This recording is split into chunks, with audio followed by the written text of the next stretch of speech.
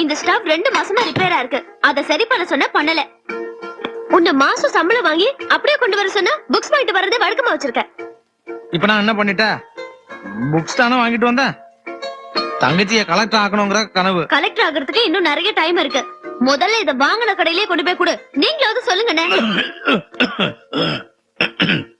அதுல தங்கச்சி நானும் கொஞ்சம் புக்ஸ் வாங்கியிருக்கேன். நல்ல அண்ணனுங்க. சரிண்ணே, நான் ஸ்கூலுக்கு கிளம்புறேன். நான் போலீஸ் ஸ்டேஷன் தான் போறேன். போற வழியில ஒண்ணு விட்டுட்டு போறேன்.